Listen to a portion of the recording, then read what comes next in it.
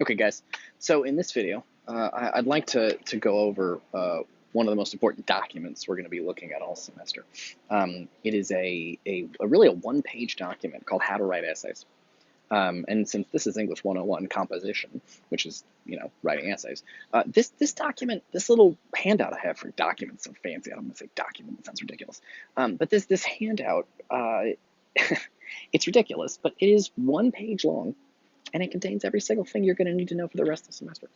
Um, if you do everything that this as a piece of paper, and if you do, and it's in your on Blackboard, you can find it under course content. It's in there. If you look at this piece of paper, one page, I think it's 2 pages, but one piece of paper, double-sided, but it's one page. And if you take a look at this thing and you do everything it says every time, like every time you write an essay, it's like a list of things to do. If you don't do these things every time you write an essay, if you do these things every time you make a comment, and obviously you have to do all of them all the time, but if you do most of them every time you do an essay, or you do some of them every time you do a comment on these videos over on the discussion board on Blackboard, if you do these things, you will have a very good grade. They're simple too. They're not hard things to do. They're very easy. It's very easy. It's like if you've played a video game before, you'll notice it's extremely easy to understand. If you hit the Y button, your little sword goes like this. If you hit the B button, you jump. If you press up, you climb a ladder. These are really simple things to understand in a video game, right? If you press A, you blast a little spell. If you press B, you jump. If you press Y, you do a sword move, right? It doesn't take long to learn how to do that. Turn on the video game and you can do it easily. And you can sit there and you go, why? And your little video game guy goes, I don't know if, sorry, over COVID, I got obsessed with this Nintendo game called Hollow Knight, and I played it for like 128 hours. And I had never really played a video game before because I was always really busy, but COVID had me stuck at home and I didn't know what to do. And my best friend's obsessed with video games, so I played Hollow Knight. So a lot of my examples will be coming from this game, I guess. Anyway, the point is, when you play this game, it's like a little bug dude. And when you play the game, you can sit there. You turn the game on, first thing, you can just go, why? And every time you hit the little Y button, the little guy goes slash, slash, slash, slash, slash, slash, slash with a sword. And every time you hit B, you can jump, right? And every time you hit A, you can do a little blast. So, whatever, pretty easy to do. But then, when you go into the game, and you start actually trying to do it, it turns out that some of the enemies are faster than you thought they were, or they move in funny ways, or they have special defenses or whatever, and you gotta practice. It took me 100 hours to get good enough at this game to beat the bad guy, the big boss at the end of the game, and it took me 100 hours to get there. But I'm still doing the same moves I learned on the first thing in the video game. The little, sword. I used my sword slash to beat the bad guy, just like I used the swords. I used my sword to destroy the very first enemy I bumped into in the game, which was the little bug guy, and I just hit him twice, and he exploded, and that was it. But for the last bad guy, it's pretty much the same thing. I had to run up to him and use the sword, and I had to dodge and do all this stuff. But basically, the point is they're very easy to learn, these moves, but they take a long time to master, to get good at them. It's a big difference between knowing that Y, hitting the button Y, slashes the sword in the video game. There's a big difference between that and being able to do it quickly and perfectly so you can hit the bad guy and not get hit so many times that you die. So let's take a look at the moves. These are the moves for the class. They're very simple, and you'll practice. All we're doing all semester long is practicing this. Once you read this piece of paper, you will know basically everything you need to know to do well in the entire course. So let's take a look at what it says. Students often want to kind of fill in the blank formula for essay writing. This is not that. This is a series of moves you can make when writing essays that will make your life easier. These are just suggestions. There are other ways to do this, right? So for starters, I think students just tell me what to do. Just tell me what to do. I can't tell you what to do. There is a certain amount of creativity involved in writing essays and thinking thoughts and making arguments, and that's up to you to figure out your style. So for example, in that video game I was playing, some players lean very heavily on sword stuff, and they use the sword most of the game. Other players like the spells, because you can blast bad guys from far away with spells. You can win the game either way. And you have to know both a little bit, but you can win the game either way. But it's up to you. Your style will determine. Are you more of like a sword person, or are you more of a spell person? It's up to you. So what this is a list of options and things that you can do in your papers. So let's take a look at what they are. Okay. Oh, first of all, divide your work into paragraphs, each one centered around a main idea. Each small main point should be connected to the paper's big main idea. The big main idea is your main opinion. So that's already something maybe different from your high school experience.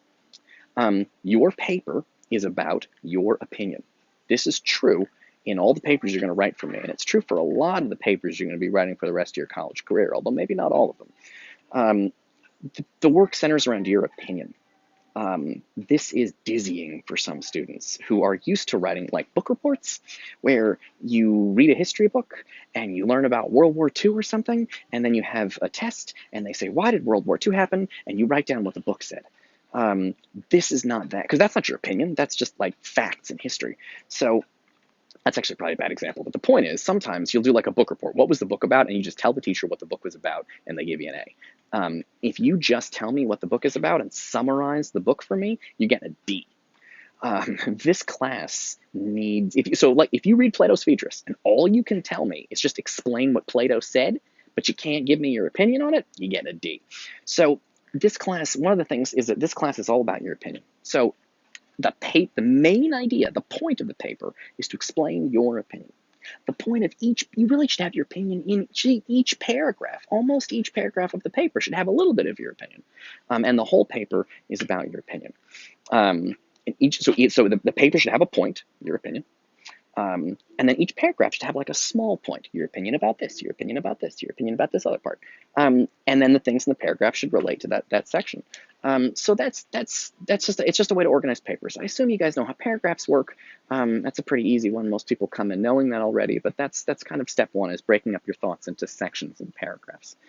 Students are often very frustrated when they have to write essays they feel like are very long. But all you're really doing is writing a bunch of paragraphs and then putting them together. So don't let it stress you out. Okay, good. Lesson number 1. I feel like this is going really well. All right, let's take a look at this thing. So, what you read. So one of the things about this class is a lot like it. One of the things we're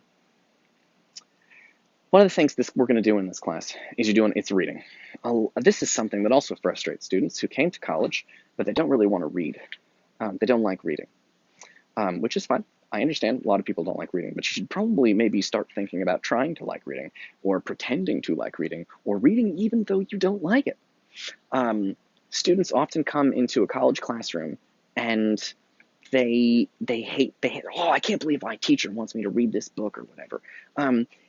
It's a strange, and I had a student one time, literally, he was like, man, if a professor asked me to read a whole book, I would be salty, which I learned, because that's a vocabulary word that I did not know, means angry. I thought salty meant experienced, as in the expression, a salty dog is an old dog that knows a lot of things. But no, salty apparently means angry. This may be slang from a couple of years ago. I have no idea if you still know this. So a student was mad about having to read books. But you chose to come to college. Some of you were like, I didn't choose, my mom made me, but you don't have to listen to your mom anymore.